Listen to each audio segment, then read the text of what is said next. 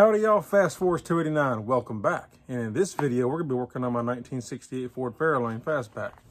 And we're going to be upgrading the front spring perches that are up in here to roller bearing spring perches. So let's take a look at the parts we got and let's go ahead and jump into it and get started. Okay, so this is the parts we got here. I got these from Open Tracker Racing, as a matter of fact. See her right there, Open Tracker. And the benefit to these is it makes it freer. So you see how this just spins nice and easy. You see the roller bearings in there? This sits on your upper control arm. Your spring sits in here, and it's just a smoother pivot. So you don't have that regular rubber bushing that causes the tension and drag, you know. It's rollerized, so it'll essentially never wear out. You don't have to worry about them squeaking later on down the road. And it's a lot smoother operation to make the car handle better and smoother. So let's go ahead and get the car jacked up and jump into it.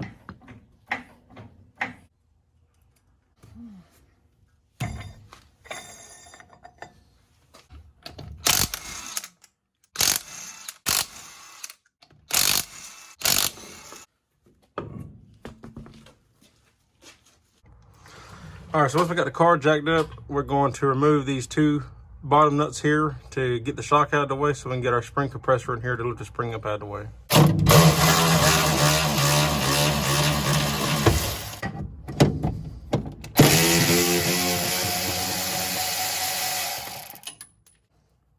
Don't forget your bushings. Now, if we can go ahead and take these three bolts here, I'll just pull the shock out and get it out of our way.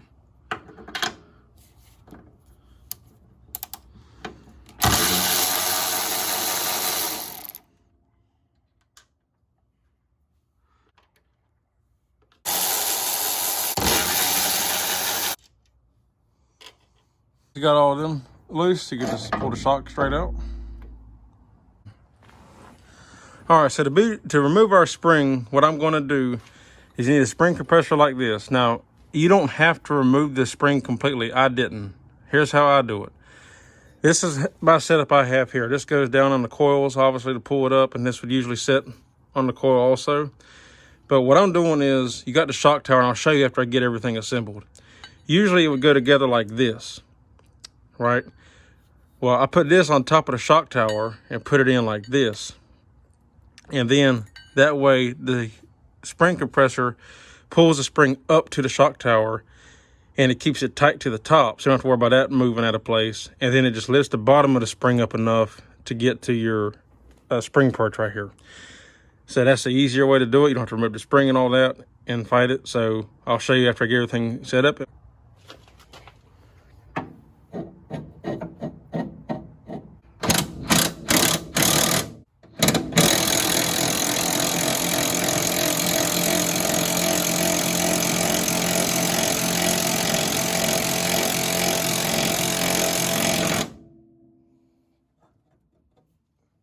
All right, now to give you a real quick look at what I'm talking about. You see how I took that thing and just flipped it upside down on top of the shock tower here. I put wheel bearing grease between these washers and on here to keep the friction down so it'll spin easier. And that just keeps the spring tight to the top of the shock tower. And then you don't have to worry about fighting the spring to get it out. This makes it a lot quicker and easier to change. All right, now to pull this spring perch out, we got to remove these two 9/16 bolts. There's a nut underneath, there's a lock nut underneath from the back side here. Take them two bolts out and it'll come right out.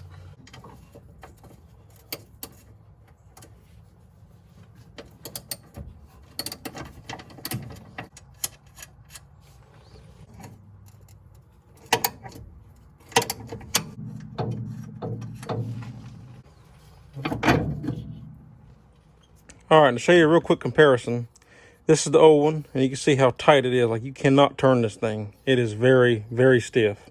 Like, it don't matter what you do. It's got a rubber bushing in there. You just cannot turn it. Then you look at this one.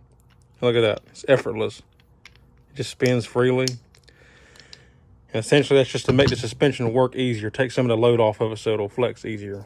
Because when your spring's in here, you know, you're going down the road, it's constantly going up and down bumps. It's doing this the whole time. So, and yeah, so that's a good comparison on it. See them side by side.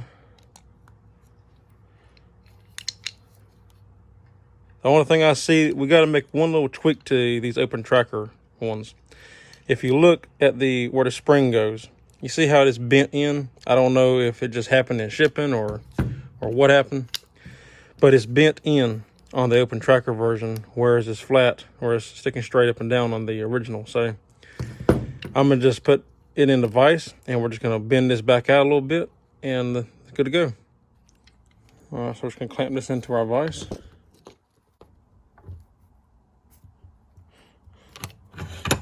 Like so.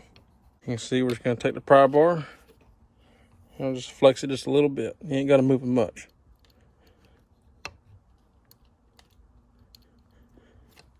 And just straighten that ear back out. How it's supposed to be. There we go. All right, before we put our new part in, this is a good time to go through and clean up your control arm just to make things nice and clean. I like to clean as I go. Okay, now once we got that done, now they send you new hardware in here, which I like, because in the other style you couldn't turn these top bolts. They were like a press fit in there, and you couldn't turn them, which made it kind of a pain to get these bottom bolts. And they come with these nylon lock nuts, which I like better. So I'm glad they provide you with this good stuff, and it's grade 8 bolt, so that's good.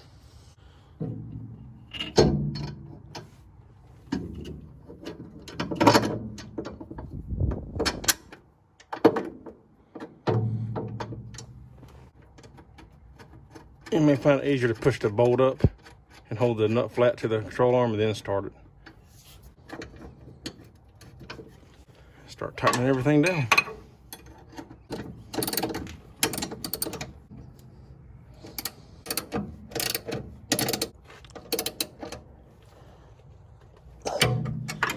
All right, now we start letting the spring down.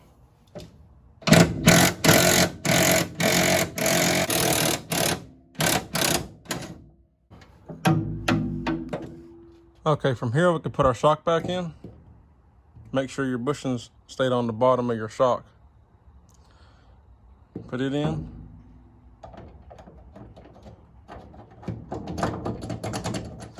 And then from here we can line up our holes in the spring perch. And go put our nuts and washers back on and bushings, tighten everything down. Okay, now we'll go ahead and tighten up our top bolts.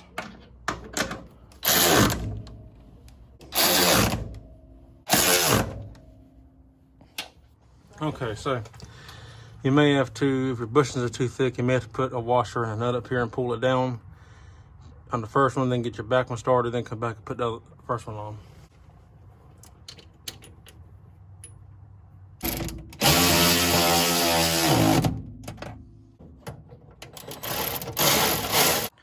All right, now once you got everything bolted down and tightened, we can go and put our wheel on.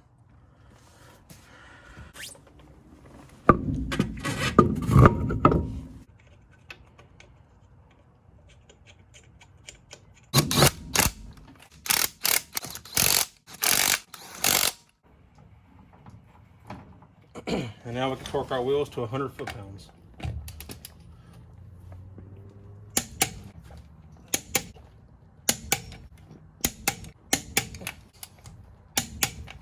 Now we can put our spinner cap back on.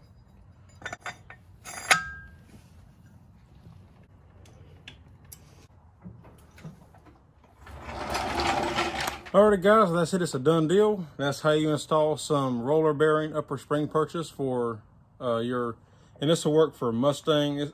It'll work for Mustang, Fairlane, Torino, Falcon, and there's probably some other cars. They got it listed on their website what it'll fit. You type in your car and it'll pull up what it'll fit. But anyway, simple as that. You know, it takes a little bit of time. I'd probably say give yourself, I don't know, at least an hour, you know, maybe 2 hours by the time you jack it up, take the wheels off, you know, from start to finish. Give yourself a couple hours, take your time, make sure you got everything right. And yeah, I'm hoping that by doing this, it'll kind of let the car settle a little bit more in the front, maybe drop it just a little bit, because now I don't have that resistance on it. If it don't, you know, no big deal.